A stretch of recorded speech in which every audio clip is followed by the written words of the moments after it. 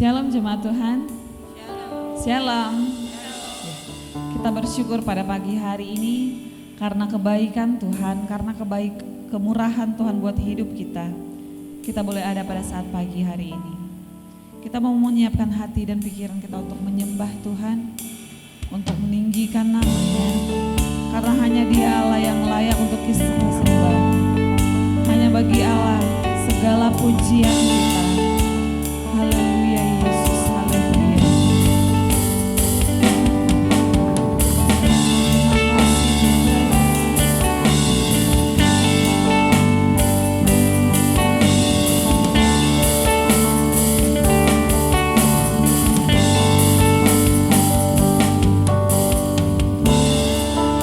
Yesus, selamat tiba bagiku. Dia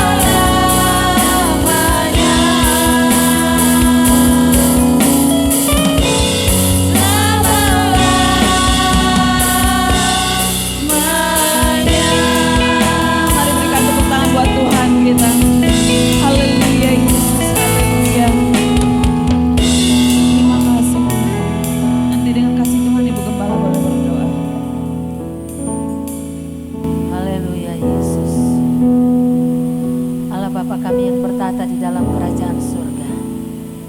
Pada pagi hari yang indah ini Tuhan, kami datang kepadamu mengucap syukur buat hari yang baru yang Tuhan berikan buat kami. Kami mengucap syukur untuk kesempatan yang Tuhan masih berikan bagi kami, untuk kami boleh ada di hadirat-Mu, untuk kami boleh ada memuji dan menyembah Engkau. Tuhan, ampuni kami dan sucikan kami dari segala pelanggaran-pelanggaran kami. Layakkan kami untuk menikmati hadirat-Mu, layakkan kami untuk masuk dan menikmati hadirat-Mu pada pagi hari ini Tuhan. Kami percaya bahwa Engkau ada di tengah-tengah kami sesuai dengan janji firman-Mu, di mana 2 atau 3 orang berkumpul dalam nama-Mu, di situ Engkau ada. Dan kami tahu, kami yakin bahwa pada saat Engkau hadir, di situ ada perubahan. Pada saat Engkau hadir, di situ ada berkat. Pada saat Engkau hadir, di situ ada kesembuhan, ada sukacita, karena Engkau menguasai hati dan pikiran kami. Beracaralah bersama-sama dengan kami Tuhan. Kami membuka hati kami sepenuhnya untuk Engkau beracara pada pagi hari ini. Terima kasih Tuhan, kami teringat bagi saudara-saudara kami yang masih dalam perjalanan. Percepat langkah mereka ya Tuhan, sehingga mereka boleh tiba di tempat ini beribadah bersama-sama dengan kami.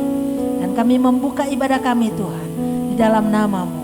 Urapi setiap yang melayani dan kuduskan tempat ini Tuhan, sehingga tidak ada satu kuasa apapun yang lain yang bekerja, yang mengambil alih selain kuasa Roh Kudus-Mu menguasai kehidupan kami.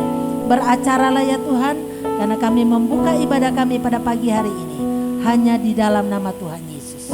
Haleluya. Amin. Amin. Sekali lagi saya mau menyapa jemaat Tuhan. Shalom. Shalom. Boleh lambaikan tangannya. Haleluya. Bulan yang baru, sukacita baru, amin. Berkat baru, amin. Kesulitan boleh ada, tantangan boleh ada, tapi dalam naungan Tuhan kita aman. Terpujilah nama-Mu Tuhan.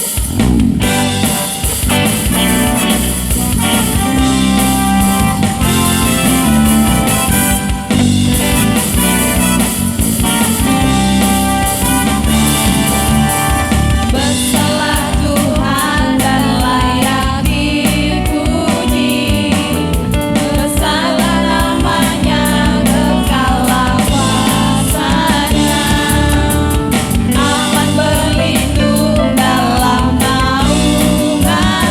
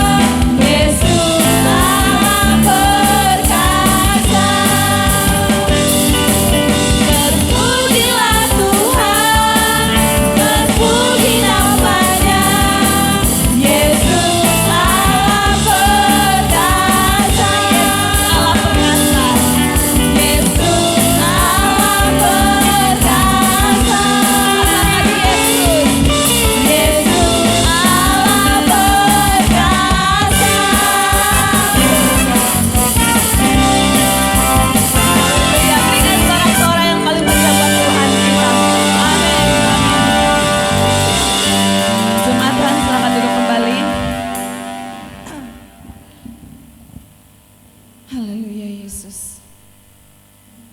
Terima kasih Tuhan, terima kasih untuk setiap kebaikan Tuhan. Tahu apapun keadaan kami pada saat ini, kuasa Tuhan yang akan memulihkan setiap keadaan kami.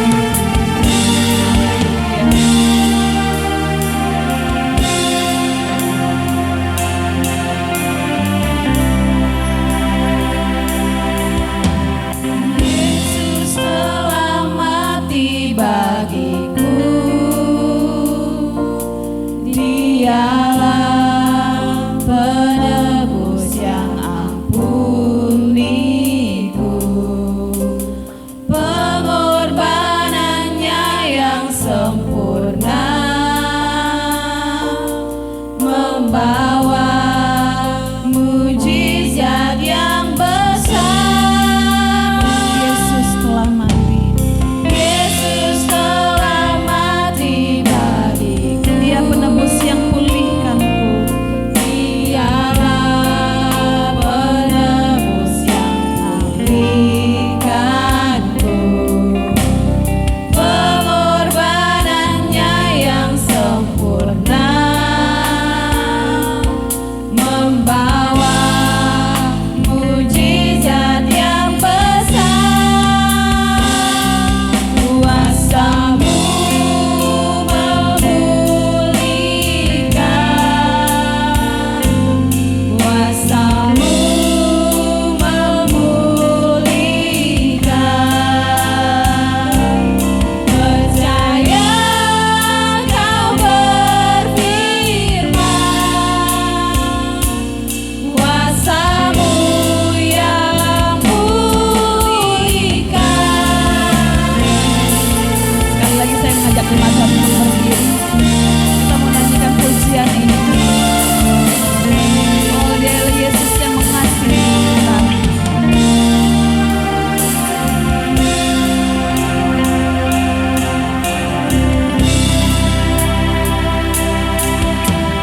Yesus telah mati bagiku. Dia yang penebus yang sembuhkanku. Dialah penebus yang sembuhkanku, pengorbanannya yang sempurna membawa mujizat yang besar. Bilur-Mu menyembuhkan, Bilur-Mu menyembuhkan. Percaya Kau berfirman, Bilur-Mu yang sembuh. Katakan kuasa-Mu Tuhan. Kuasa-Mu yang memulihkan kami. Kuasa-Mu memulihkan. Percaya Kau berfirman, kuasa-Mu yang pulihkan. Bilur-Mu memulihkan.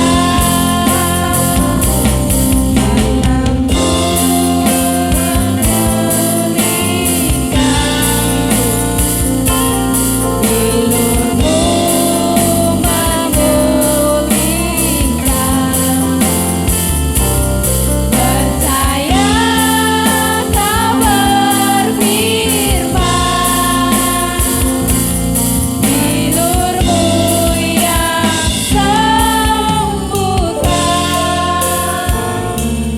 Bilur-Mu yang sembuhkan, Bilur-Mu yang sembuhkan, Bilur-Mu yang sembuhkan.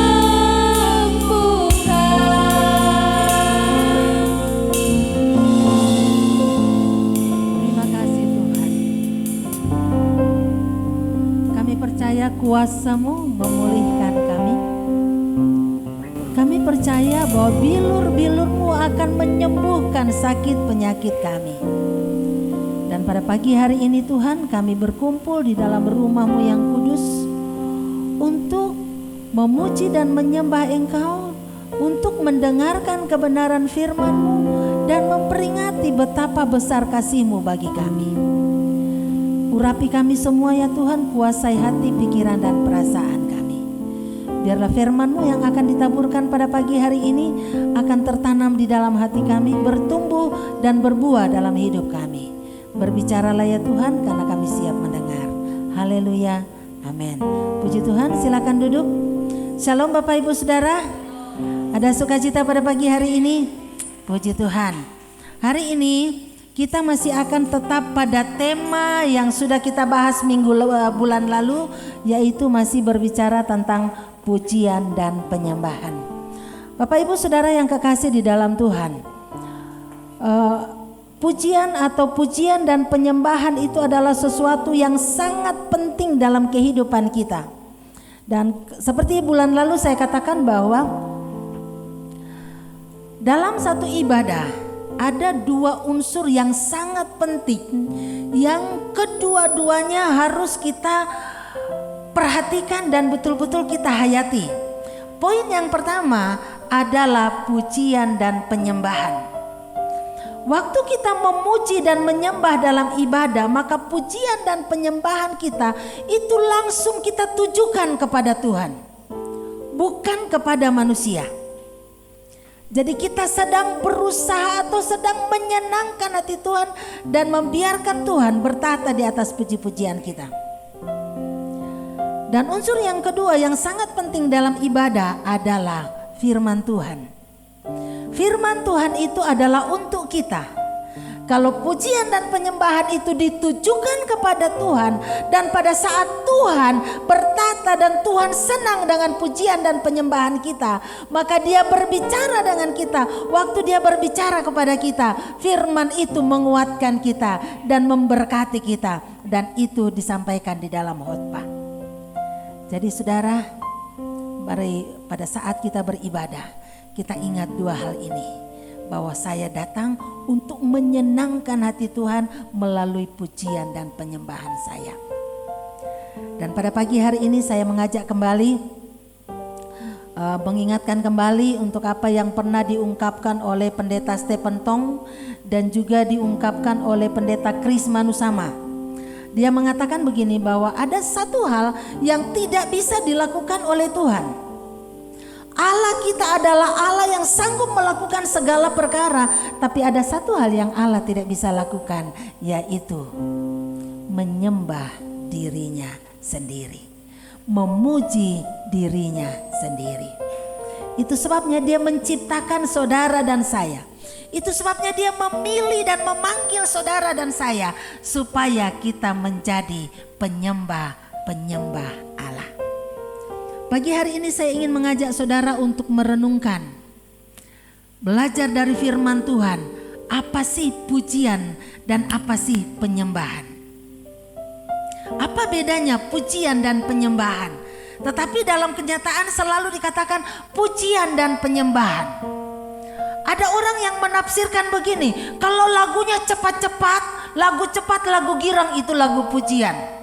Kalau lagunya yang lambat-lambat itu lagu penyembahan. Saudara, bukan begitu saudara. Mari kita lihat apa kata firman Tuhan. Namun saya ingin mengatakan begini, dalam ibadah seringkali kita salah fokus. Penyembahan yang salah fokus. Bukankah seringkali kita dengar begini? Hari ini saya tidak merasakan apa-apa dalam pujian dan penyembahan. Dalam ibadah hari ini saya tidak merasakan apa-apa. Bapak Ibu pernah mendengar kalimat itu? Ada orang pulang dari gereja dan mulai bercerita, hari ini saya sama sekali tidak menikmati pujian dan penyembahan. Nah, pada saat ada kalimat-kalimat seperti itu, maka itu berarti karena kalimat seperti itu menunjukkan bahwa pujian dan penyembahan kita salah fokus. Kalau kita mengatakan saya tidak merasakan apa-apa dalam pujian dan penyembahan pada hari ini, berarti itu fokusnya pada diri kita sendiri. Nah, sementara pujian dan penyembahan itu harus berfokus kepada Tuhan. Kita memuji Tuhan, kita menyembah Tuhan untuk menyenangkan Tuhan, bukan untuk memuaskan diri sendiri. Sehingga Rick Warren mengatakan, seorang hamba Tuhan yang dipakai oleh Tuhan dalam bidang ini, mengatakan bahwa di saat kamu menyembah dan tidak merasakan apapun sambil berkata, aku tidak mendapat apa-apa dalam penyembahan hari ini, kamu menyembah untuk alasan yang salah. Menyembah itu untuk Tuhan, bukan untuk diri kita sendiri. Jadi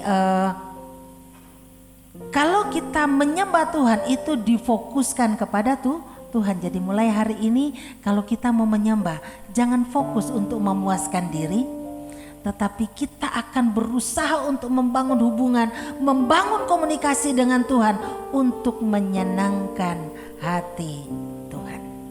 Amin. Nah, kemudian mari kita melihat di dalam Alkitab, apa sih kata Alkitab tentang pujian dan penyembahan. Saya akan pertama mengajak Bapak Ibu Saudara untuk melihat dari Alkitab, dari Perjanjian Lama dan dari Perjanjian Baru, apa kata Alkitab tentang pujian. Di dalam Alkitab Perjanjian Lama ada banyak kata yang dipakai untuk berbicara mengenai pujian, tetapi pada hari ini saya akan mengambil beberapa saja. Yang pertama, kata zamar. Kata zamar ini memiliki arti, ini dari bahasa Ibrani, memiliki arti memainkan beberapa alat musik, memberikan pujian atau menyanyikan pujian, bermazmur, puji-pujian yang dinyanyikan dengan diiringi alat musik. Jadi kata zamar itu berarti kita menaikkan puji-pujian kepada Tuhan.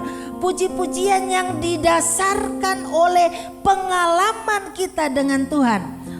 Bulan yang lalu saya berkhotbah mengapa kita memuji Tuhan.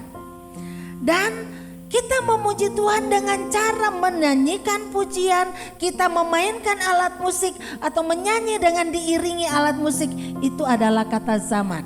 Dan itu berbicara bagaimana kita memuji Tuhan. Contohnya di dalam Mazmur 57 ayat 7 di sana dikatakan, hatiku siap ya Allah, hatiku siap, aku mau menyanyi, aku mau bermazmur, bangunlah hai jiwaku. Bangunlah hai gambus dan kecapi, aku mau membangunkan fajar. Dia memerintahkan dirinya, bangunlah hai jiwaku, pujilah Tuhan. Dia memerintahkan, hai bangunlah alat-alat musik, mari kita puji Tuhan. Kenapa kita puji Tuhan? Karena apa yang sudah Tuhan lakukan. Karena keagungannya, karena kebesarannya. Kata yang kedua yang dipakai di dalam Perjanjian Lama yaitu yadah. Yadah memiliki arti bersyukur atau memuji, pujian, mengakui, berterima kasih, mengungkapkan suatu tindakan rasa syukur dan terima kasih yang keluar dari hati yang paling dalam. Jadi waktu kita memuji Tuhan di dalam yadah itu artinya kita mengakui kebesaran Tuhan, kita mengakui keagungan Tuhan, kita berterima kasih kepada Tuhan, bersyukur kepada Tuhan karena semua yang Tuhan sudah. Dan ucapan syukur itu, pujian itu, kalimat-kalimat itu mengalir dari hati kita karena kita mengenal Allah kita. Contohnya di dalam Mazmur 101 ayat 1 di sana dikatakan, haleluya, aku mau bersyukur kepada Tuhan dengan segenap hati, dalam lingkungan orang-orang benar dan dalam jemaah. Bersyukur kepada Tuhan. Nah, kemudian di dalam Perjanjian Baru, kata pujian itu berasal dari kata ainos. Berasal dari kata aino yang memiliki arti memuji, menyanjung, Dalam perjanjian baru kata ini digunakan sebanyak 8 kali. Jadi kata pujian di dalam perjanjian baru itu memiliki arti menyanjung, ku sanjung engkau dan sebagainya. Kita meninggikan dia, kita mengagungkan, memuji kebesarannya. Contohnya di dalam Lukas pasal 18 ayat 43. Di situ dikatakan seketika itu juga melihatlah ia lalu mengikuti dia sambil memuliakan Allah. Seluruh rakyat melihat hal itu dan memuji-muji Allah. Kita melihat di sini bahwa mereka memuji Allah karena Allah sudah melakukan mujizat. Mereka memuji Allah karena perbuatan ajaib yang dia lakukan. Nah, itu kata pujian di dalam Alkitab, masih banyak yang lain. Nah, jadi pujian adalah ekspresi yang merupakan ungkapan hati yang ditujukan kepada Allah. Sebagai respon kita atas perbuatan-perbuatannya dan juga seatas pribadinya. Sebagai contoh, pada saat bangsa Israel keluar dari Mesir, dibebaskan dari perbudakan, setelah mereka lolos dari maut, mereka bisa menyeberang laut, mereka menaikkan puji-pujian bagi Tuhan. Dan itu di dalam kitab Keluaran pasal 14 dan 15, itu semuanya berisi puji-pujian. Nah, jadi pujian timbul dari rasa kagum, rasa hormat, rasa syukur, dan rasa terima kasih kepada Allah yang sudah menolong kita. Mari kita memuji Tuhan. Pujian itu kita ungkapkan melalui kata-kata kita, melalui nyanyian kita, melalui permainan musik kita, kita ungkapkan kepada Tuhan. Terus kalau penyembahan apa? Penyembahan itu berbicara lebih dalam lagi dari sekedar pujian. Karena penyembahan itu dikatakan di dalam perjanjian baru, dikatakan persembahkanlah tubuhmu sebagai persembahan, sebagai korban yang hidup. Yang berkenan kepada Allah itu adalah ibadahmu yang sejati. Jadi kalau pujian itu keluar dari mulut kita, ungkapan perasaan, kalau penyembahan itu lebih melibatkan seluruh aspek kehidupan kita. Dan dikatakan Allah mencari penyembah-penyembah yang benar, yang menyembah dalam roh dan kebenaran. Artinya melibatkan seluruh eksistensi kehidupan kita. Nah, mari kita lihat di dalam perjanjian lama. Salah satu kata yang dipakai untuk penyembahan dalam perjanjian lama yaitu barak. Memiliki arti berlutut, memuliakan Allah. Berlutut untuk memuliakan Allah, yaitu suatu tindakan memuja. Kata ini ditemukan sebanyak 289 kali di dalam perjanjian lama. Jadi kita berlutut, merendahkan diri, merendahkan hati kita di hadapan Tuhan untuk menyembah Dia. Makanya banyak gereja-gereja memulai ibadah mereka datang. Waktu mereka datang, walaupun pelayan-pelayan belum ada, mereka datang dan langsung berlutut di kursi, mereka mencari Tuhan. Tidak salah. Itu adalah satu ungkapan penyembahan kita kepada Tuhan.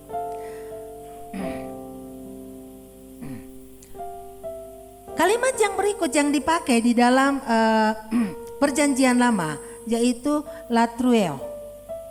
Di sini memiliki pengertian begini, melayani, menyembah Allah dengan taat dalam setiap upacara yang diadakan untuk menyembah Dia. Dalam perjanjian baru, kata ini perjanjian lama digunakan ini sebanyak 21 kali. Dengan kata lain, Pengertian dalam ini lebih mengarah kepada pelayanan di dalam ibadah. Kita mengambil bagian untuk sujud, menyembah, merendahkan diri untuk melayani Tuhan. Seorang pelayan adalah berusaha untuk melakukan apa yang tuannya inginkan. Pelayanan ini juga berbicara mengenai kehidupan kita sehari-hari. Kalau saya dikatakan saya pelayannya Tuhan, berarti saya akan melakukan apa saja yang Tuhan perintahkan kepada saya, walaupun saya sebenarnya tidak suka. Tapi karena saya pelayan, saya harus melakukan. Nah, itu adalah penyembahan. Waktu kita melakukan sesuatu untuk menyenangkan Tuhan, itu kita sedang melayani. Kita sedang menyembah Tuhan. Nah, bagaimana dengan perjanjian baru? Dalam perjanjian baru ada kata yang sering dipakai juga di dalam perjanjian baru untuk menggambarkan kata penyembahan, yaitu proskuneo. Proskuneo berarti penyembahan, melakukan penghormatan kepada oknum yang kita sembah. Jadi kalau saya menyembah Tuhan berarti saya sujud di hadapan Tuhan. Sujud dalam rasa hormat. Arti yang lainnya itu mencium. Sebagai bukti bahwa kita menghormati, mengagumi, dan sangat menghargai. Kata ini digunakan sebanyak 60 kali di dalam perjanjian baru. Kata proskuneo mempunyai juga pengertian mencium. Nah, saya mau tanya saudara. Kalau saudara mencium seseorang, apakah saudara akan mencium orang yang saudara tidak punya hubungan dekat? Yang saudara cium siapa? Yang punya hubungan karib. Saya cium anak saya karena saya punya hubungan dekat dengan anak saya. Saya cium suami saya karena saya punya hubungan yang sangat dekat dengan suami. Saya cium suami saya, istri saya karena punya hubungan yang sangat dekat dengan istri. Saya cium orang-orang yang sangat saya kasihi, walaupun itu bukan anak saya, walaupun itu bukan istri saya, bukan suami saya, tapi kalau dia punya hubungan dekat dengan saya akan mencium. Tapi sekarang tidak boleh ya, karena ada protokol kesehatan. Ya. Nah, jadi kalau di sini mencium berarti itu menggambarkan penyembahan, itu ada hubungan yang sangat dekat antara yang menyembah dan yang disembah. Lebih menekankan kepada hubungan, sehingga William Barclay mengatakan bahwa dalam perjanjian baru penyembahan itu lebih digambarkan kepada persekutuan. Persekutuan dengan Tuhan, persekutuan dengan sesama saudara seiman. Kalau dalam perjanjian lama, penyembahan lebih diarahkan kepada korban-korban.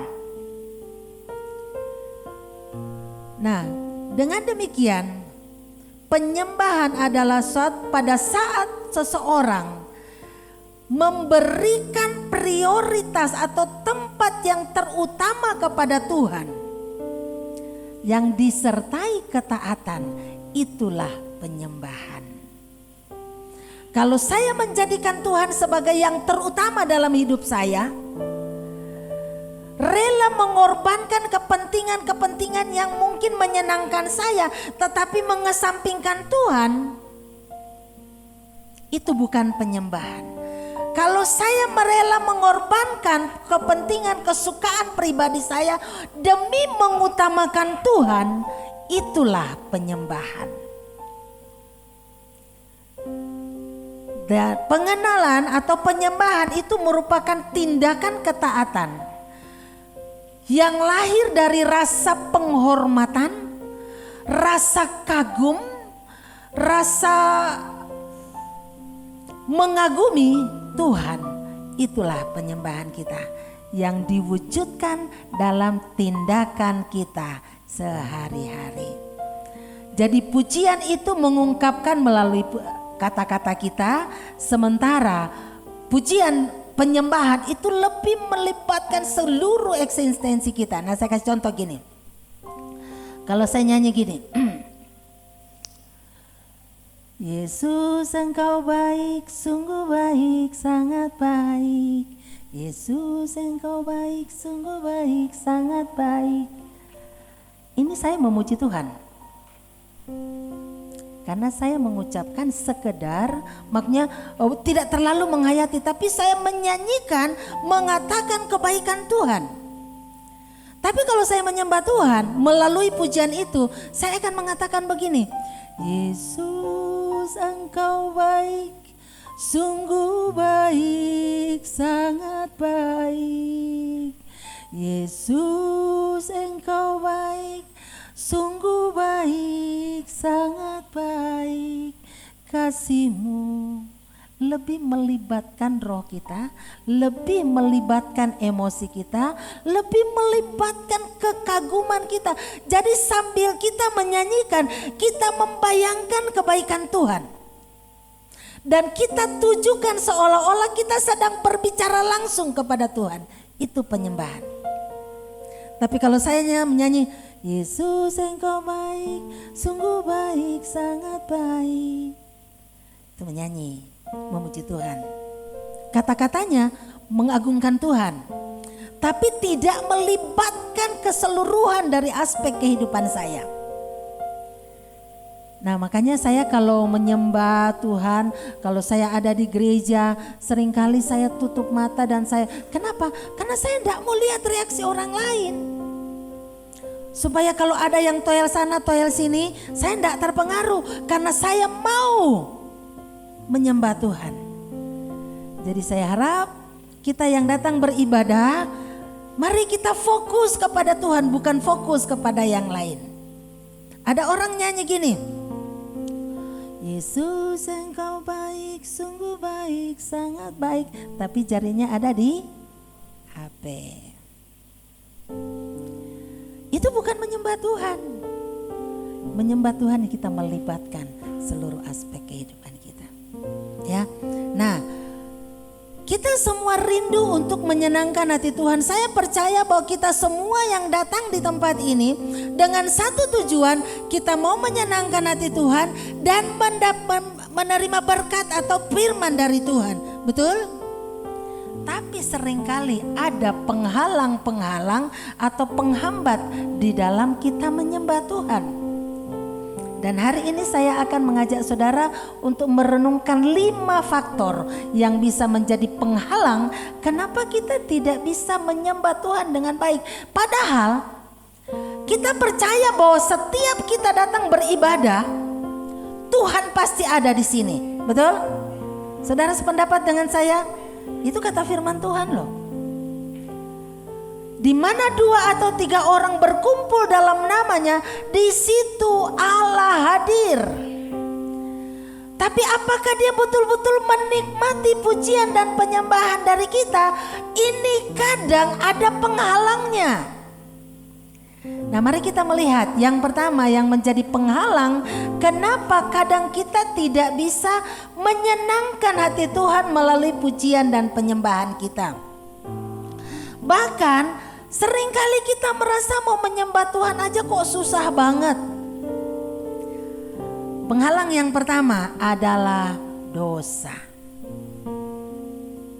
Tidak usah jauh-jauh.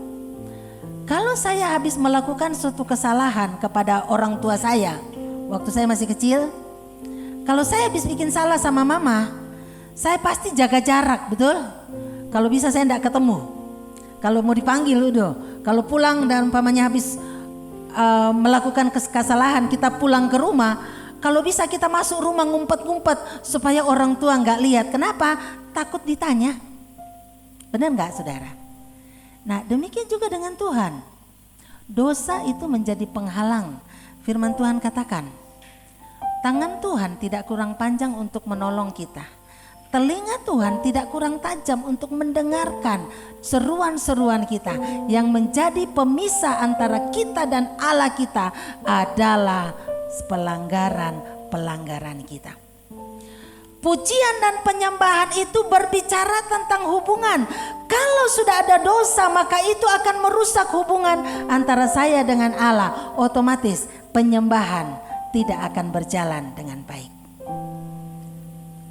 Di dalam Matius pasal 5 ayat 23 dan 24 dikatakan di situ, sebab itu Yesus berkata, sebab itu jika engkau mempersembahkan persembahanmu di atas mezbah dan engkau teringat akan sesuatu yang ada dalam hati saudaramu terhadap engkau, tinggalkanlah persembahanmu di depan mezbah itu dan pergilah berdamai dahulu dengan saudaramu. Lalu engkau kembali untuk mempersembahkan korban. Kalau kita mau menyembah Tuhan tetapi kita masih ada masalah, kita masih ada dosa karena mungkin menyimpan dendam, maka itu jadi penghalang untuk kita berkomunikasi dengan Tuhan. Firman Tuhan mengatakan begini, karena ternyata pengampunan dari Tuhan sesudah kita menjadi anak-anak Tuhan, pengampunannya bersyarat.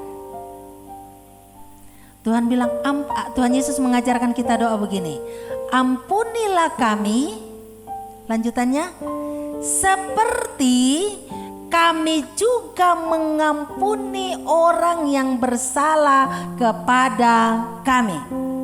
Artinya kalau kita mengampuni orang lain, maka Tuhan mengampuni kita. Kalau kita menyimpan dendam kepada orang lain, berarti Tuhan juga tidak mengampuni kita. Loh, katanya Tuhan itu penuh dengan kasih karunia. Saudara, ada dua hal yang harus kita perhatikan. Yang pertama, waktu kita belum menjadi anak Tuhan, waktu kita belum kenal Tuhan, Tuhan mengampuni kita lebih dahulu. Kasih karunia Tuhan itu mengampuni kita, mengangkat kita menjadi anaknya. Dia memberikan contoh kepada kita bahwa dia harus mengampuni kita lebih dulu, baru kita belajar untuk mengampuni. Tapi kalau kita sudah menjadi anak Tuhan, kita semua yang sudah percaya kepada Tuhan, Tuhan bilang ampuni dulu orang lain. Ampuni dulu saudaramu yang melakukan kesalahan. Kalau engkau sudah mengampuni, aku pun mengampuni kamu. Karena itu katakan, ampunilah kami seperti. Berarti standarnya begitu kan? Kalau kita tidak mengampuni, ya udah, berarti kita juga tidak diampuni. Nah, dosa tidak mengampuni itu adalah dosa. Yang kedua, penghalang yang kedua, kebiasaan. Sesuatu yang sudah biasa, itu biasanya kita sudah tidak merasakan wahnya begitu lagi. Ya, contohnya, saya ambil contoh pengkhotbah. Saudara lebih menikmati pengkhotbah tamu apa gembala sidang yang khotbah? Kalau gembala sidang kan setiap saat saudara bisa lihat kan, betul? Kalau tamu, apalagi orang itu hanya datang sekali-sekali, biasanya rasanya wah banget gitu ya khotbahnya. Tapi karena gembala sidang kita setiap saat kita sudah lihat, kadang kita merasa bahwa khotbahnya itu biasa-biasa aja, karena sudah biasa. Contoh yang lain, masak, ibu-ibu yang masak. Kalau kita makan masakan umpamanya saya penggemar sayur asem. Kemudian sudah lama sekali mama tidak masak sayur asem. Kemudian hari ini mama masak sayur asem. Maka waktu pertama kali saya makan itu rasanya sayur asemnya nikmat banget. Tapi kalau sore masih makan sayur asem yang sama, sudah kurang ya. Kenapa? Karena perasaan kita,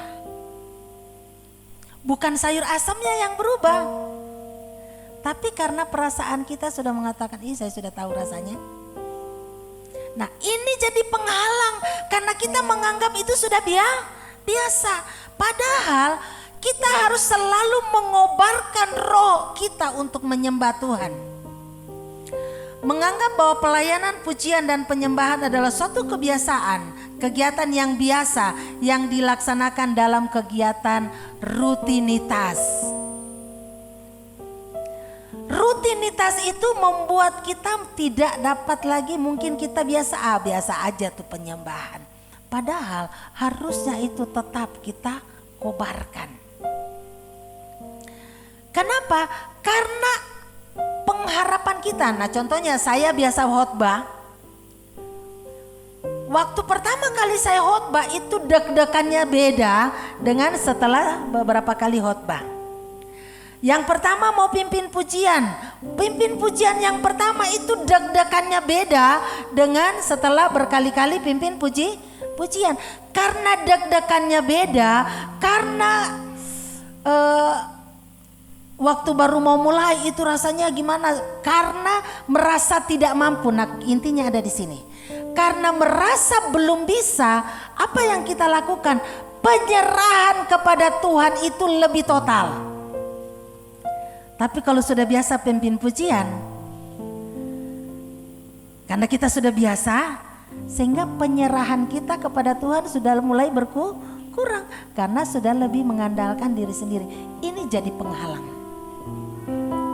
Jadi mari kapanpun, dimanapun, dalam situasi apapun, kita tetap mengandalkan Tuhan. Meminta pertolongan Tuhan, membangun hubungan dengan Tuhan untuk kita masuk dengan satu kerinduan. Kerinduannya harus tetap sama. Firman Tuhan mengatakan, berbahagialah orang yang lapar dan haus. Kalau kita lapar dan haus akan hadirat Tuhan, maka kita akan tetap merasakan gregetnya itu loh saudara. Yang ketiga, intimidasi iblis. Yang pertama dosa, yang kedua karena sudah terbiasa, kebiasaan, yang ketiga intimidasi iblis. Seringkali kita dengar bahwa melayani Tuhan, menyembah Tuhan itu harus menyembah, kita harus kudus di hadapan Tuhan. Itu benar. Kita tidak boleh main-main dengan hadirat Tuhan. Kita tidak boleh main-main dengan kekudusan. Nah, siapa sih di antara kita yang tidak pernah jatuh dalam dosa? Ada di antara saudara yang tidak pernah berbuat dosa? Kalau ada, saya mau belajar. Karena saya banyak kali jatuh loh saudara. Nah, karena kita ini banyak kali jatuh, maka seringkali iblis bilang begini, alah kamu mah mau menyembah Tuhan. Orang yang menyembah Tuhan itu kan harus hidup di dalam kekudusan. Lah kamu baru kemarin aja berantem dengan suami, kamu baru kemarin aja beribut dengan orang tua, mau menyembah Tuhan. Dan akhirnya kita merasa tidak layak. Padahal firman Tuhan mengatakan, sejauh timur dari barat, demikianlah dia akan menjauhkan segala pelanggaran-pelanggaran kita. Oh ya, kalau ada seperti itu, saya akan katakan, iya memang kemarin saya jatuh. Tapi Tuhan sudah mengampuni saya, jadi saya akan tetap maju. Saya akan tetap menyembah Tuhan. Amin saudara. Jangan biarkan iblis menipu kita dan mengatakan kamu tidak layak untuk masuk ke gereja. Kamu tidak layak untuk melayani. Siapa yang menentukan kita layak atau tidak? Tuhan. Nah itu sebabnya setiap kali kita dapat kesempatan untuk melayani, kita katakan Tuhan terima kasih untuk kesempatan ini, ampuni saya, layakkan saya untuk mengambil bagian. Layakkan saya untuk menjadi penyembah-penyembahmu. Iblis akan selalu mengatakan begini, kamu tidak layak. Kamu tidak bisa menikmati hadirat Tuhan, kenapa? Kamu orang berdosa. Ya memang siapa sih yang tidak berdosa? Hanya Tuhan yang tidak pernah berdosa. Tetapi pengampunan Tuhan selalu ada buat kita sepanjang kita juga mengampuni orang yang bersalah. Yang keempat, permasalahan, masalah kehidupan, tantangan kehidupan seringkali menjadi penghalang untuk kita melayani, kita memuji dan menyembah Tuhan. Berapa banyak di antara saudara yang muda, yang masih bisa nyanyi, yang masih bisa mengatakan puji Tuhan pada saat saudara dimaki-maki orang. Ada orang yang maki-maki saudara, ada orang yang marahin saudara. Masih bisakah kita mengatakan puji Tuhan, Tuhan baik? Ini jadi penghalang. Tapi saya mau katakan saudara, persoalan, biarlah persoalan itu justru mendekatkan kita kepada Tuhan. Ya. Ketika manusia menghadapi permasalahan dalam kehidupan mereka, fokus mereka menjadi berubah. Pikiran mereka dipenuhi dengan banyak hal, banyak tuntutan dari permasalahan itu, sehingga fokusnya berubah dari fokusnya dari Tuhan menjadi fokus kepada masalah. Satu contoh dalam Alkitab. Waktu 12 pengintai diutus oleh Musa masuk ke tanah perjanjian, melihat situasi yang ada di sana, yang ada dalam kitab Bilangan. Di sana Tuhan, Musa menyuruh mereka 12 orang. Mereka masuk ke tanah perjanjian, mereka melihat orang yang sama, mereka melihat daerah yang sama, mereka menghadapi tantangan yang sama, tetapi waktu pulang ada 2 laporan yang sangat bertolak belakang. 10 orang mengatakan begini, Musa, memang tanah yang kami intai itu luar biasa baiknya, sangat subur. Ini loh hasilnya. Anggurnya saja bisa dipikul 2 orang. Tapi tidak mungkin kita bisa masuk ke sana. Kenapa? Karena penduduknya raksasa. Orangnya gede-gede. Orangnya besar-besar, tinggi besar. Lah kita ini hanya seperti belalang. Kenapa demikian? Karena 10 orang itu fokus kepada masalah. Tapi ada 2 orang yang punya laporan yang berbeda. Waktu pulang ada 2 orang, Yosua dan Kaleb punya laporan yang berbeda. Dia katakan begini, Musa, memang benar orangnya besar-besar, raksasa. Tapi kalau Tuhan bersama dengan kita, kalau Tuhan menyertai kita, maka mereka itu akan kita telan habis, akan kita kalahkan, dan kita bisa memenangkan, kita bisa masuk ke tanah perjanjian. Fokusnya pada Tuhan. Kalau kita sedang menghadapi kesulitan, kalau kita sedang menghadapi masalah, kalau kita fokus kepada masalah itu, percayalah, kita pasti tidak bisa lagi memuji dan karena kita jadi galau. Tapi kalau kita fokus kepada Tuhan, maka masalah itu menjadi kecil karena kita tahu Tuhan pasti menyelesaikannya. Amin saudara. Seringkali saya berdoa ini tidak ada di sini. Seringkali ada orang dikasih tugas pelayanan. Bu, Pak, besok jadwal ya. Aduh Pak, tolong deh, saya diganti dulu. Kenapa? Lagi galau. Ya, karena fokusnya kepada masalah. Tapi saudara, sebenarnya waktu kita lagi galau dan kita melayani, kita memuji dan menyembah Tuhan, ada kuasa yang mengalir di sana sehingga hati kita yang galau akan menjadi damai. Saya dalam bulan ini masih akan ada jadwal 2 kali khotbah lagi. Dan salah satu khotbah saya dalam bulan ini adalah dampak dari pujian dan penyembahan. Dan salah satu dampaknya adalah kita akan mendapatkan kekuatan di dalam pujian dan penyembahan kita. Kita tidak akan hanyut. Ya, justru kita akan tetap bersukacita sekalipun ada badai. Ya, ada satu lagu yang mengatakan, ku kan berdiri di tengah badai dengan kekuatan yang kau berikan sampai kapanpun.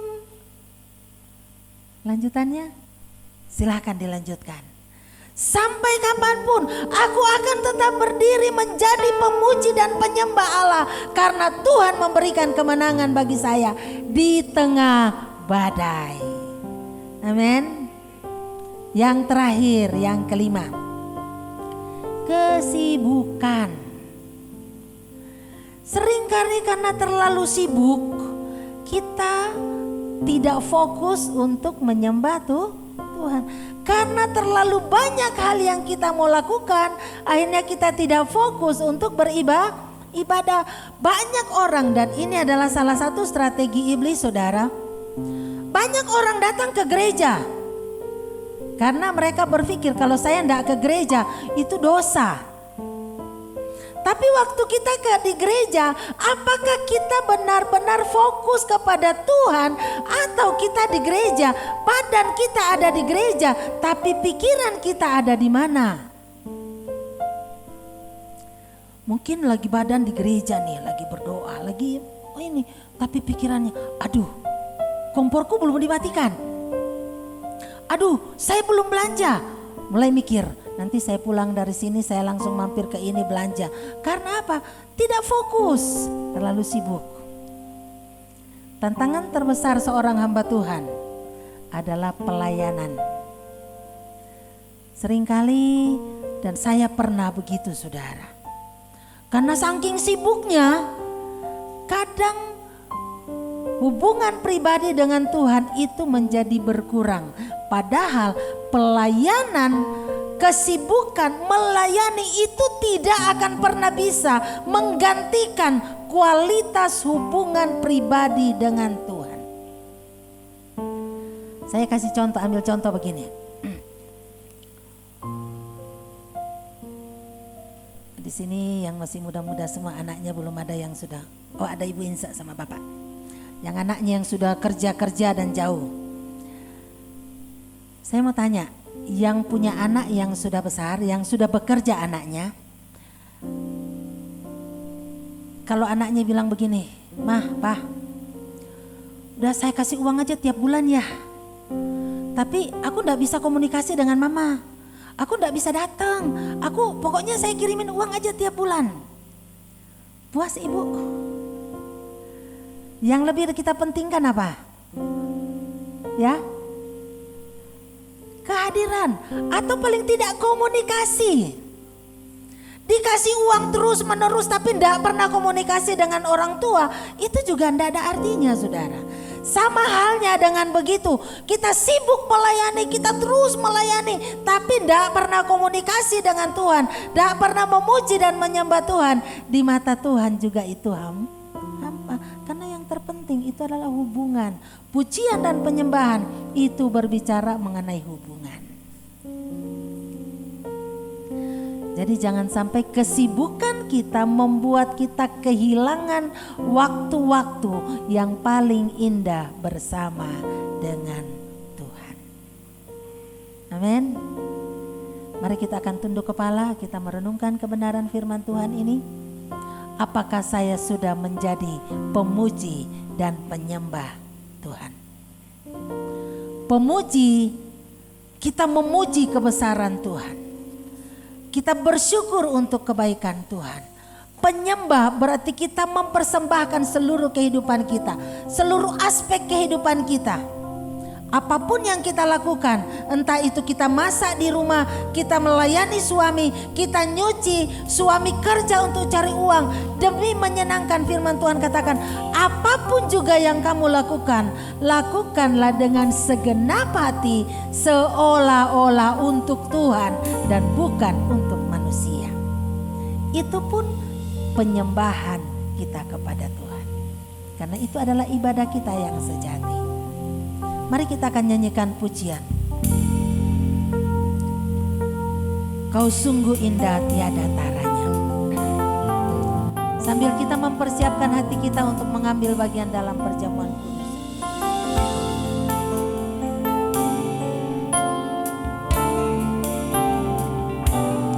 Amin.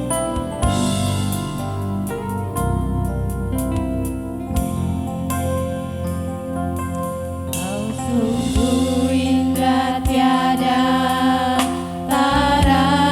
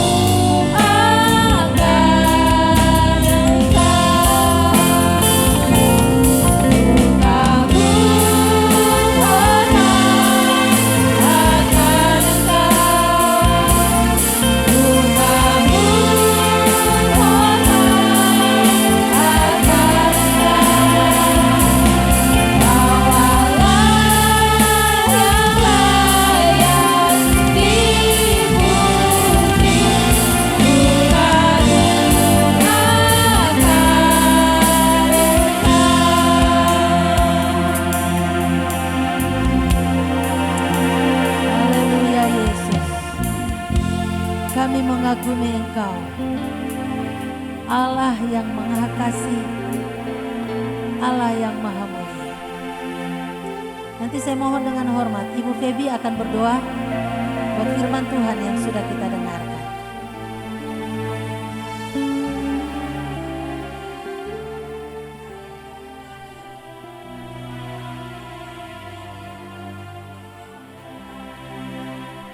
Haleluya Yesus.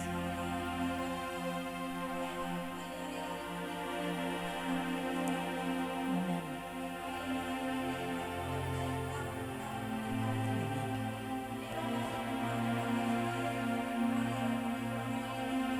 Amin.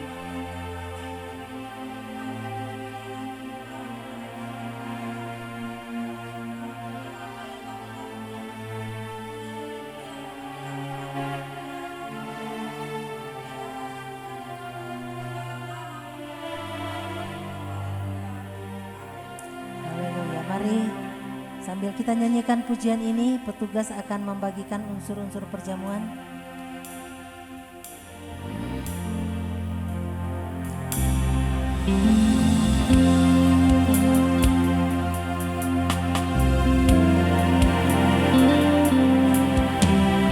Ku indah tiada taranya,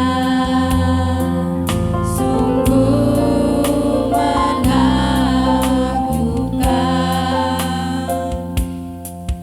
sungguh ajaib tu dimengerti, lebih dari semua yang ada. Hikmat-Mu tiada terselami,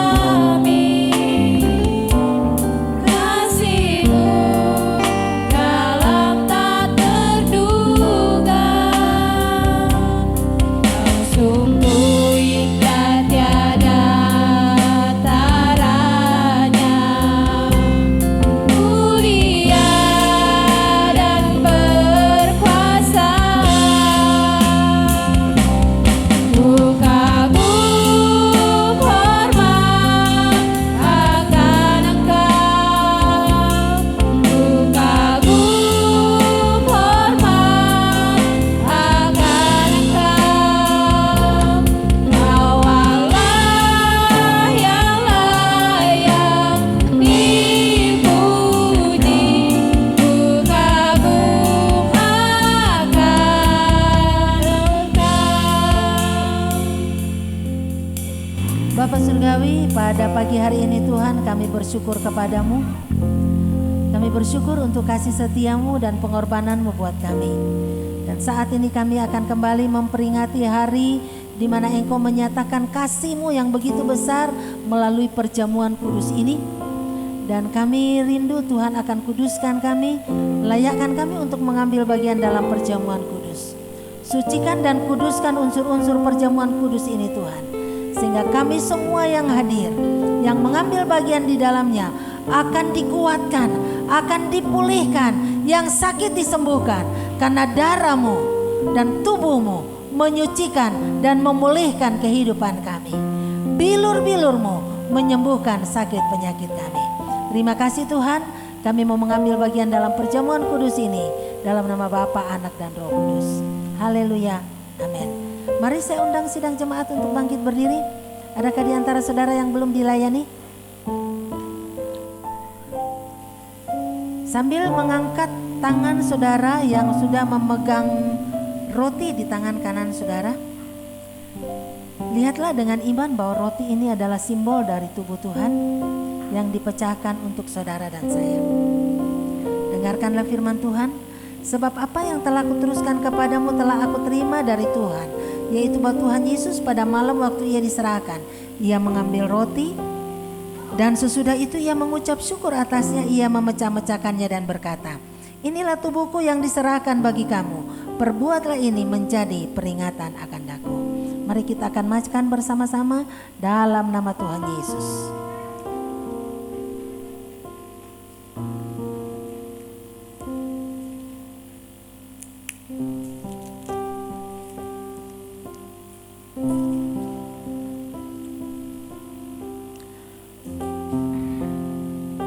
Mari kita akan angkat cawan di tangan kanan kita.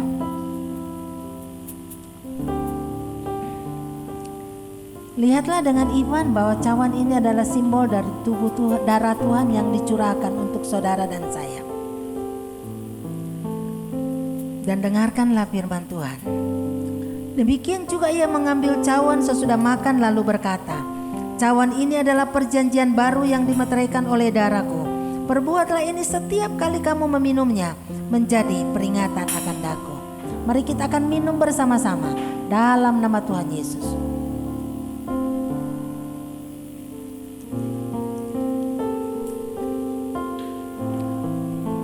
Sebab setiap kali kamu makan roti ini dan minum cawan ini, kamu memberitakan kematian Tuhan sampai ia datang. Mari kita akan ambil waktu sejenak mengucap syukur kepada Tuhan untuk kasih-Nya yang begitu besar. Terima kasih Tuhan. Engkau sungguh luar biasa. Engkau sungguh baik bagi kami. Engkau sungguh ajaib. Terima kasih Tuhan. Terpujilah namamu.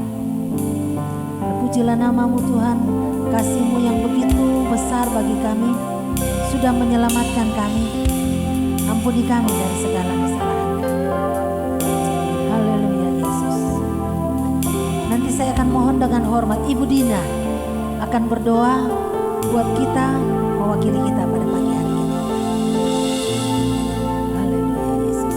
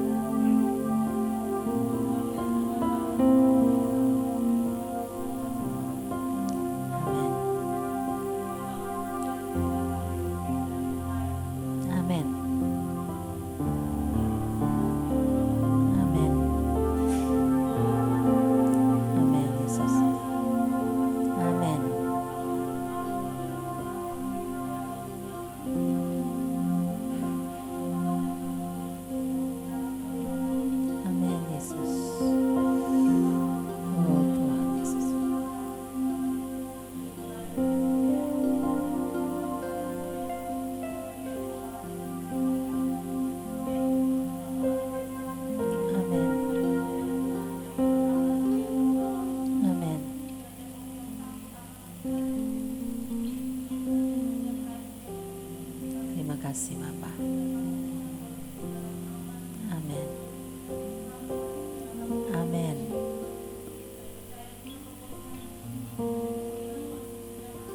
Haleluya Yesus. Amin. Amin Yesus. Amin. Benar Yesus. Amin.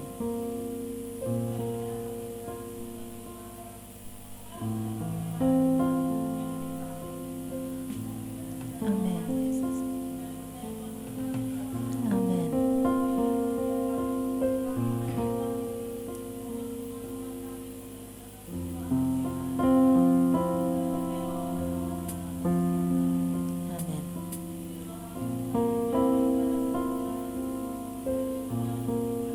Amin.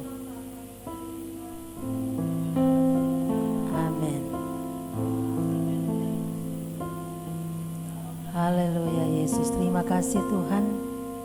Pada pagi hari ini juga kami berdoa buat saudara-saudara kami sidang jemaat-Mu yang Tuhan sudah berkati, dan hari ini mereka akan memberikan persembahan mereka, persembahan perpuluhan mereka. Tuhan akan tolong, Tuhan akan berkati dan mengajar kami untuk terus belajar memberi dengan sukarela. Terpujilah nama-Mu Bapa. Bapa kami yang di sorga, dikuduskanlah nama-Mu, datanglah kerajaan-Mu, jadilah kehendak-Mu di bumi seperti di surga. Berikanlah kami pada hari ini makanan kami yang secukupnya, dan ampunilah kami akan kesalahan kami, seperti kami juga sudah mengampuni orang yang bersalah kepada kami. Dan janganlah membawa kami ke dalam pencobaan, tapi lepaskanlah kami daripada yang jahat. Karena Engkau-lah yang mempunyai kerajaan dan kuasa dan kemuliaan sampai selama-lamanya. Angkatlah kedua tangan saudara di hadapan Tuhan dan terimalah berkat Tuhan. Tuhan memberkati engkau dan melindungi engkau. Tuhan menyinari engkau dengan wajahnya dan memberi engkau kasih karunia. Tuhan menghadapkan wajahnya kepadamu dan memberi engkau damai sejahtera.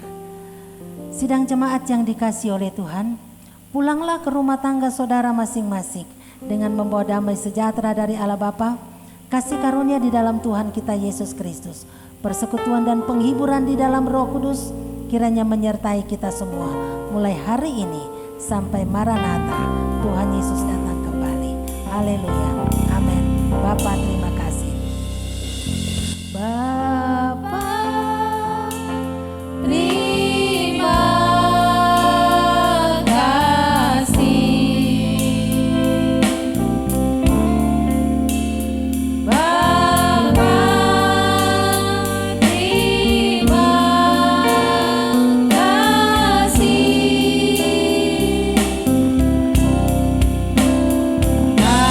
Bapa di dalam surga.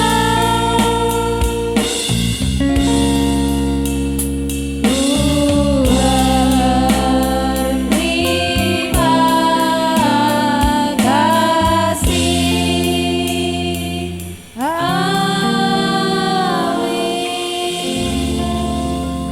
Selamat pagi Bapak dan Ibu, Tuhan memberkati kita semua.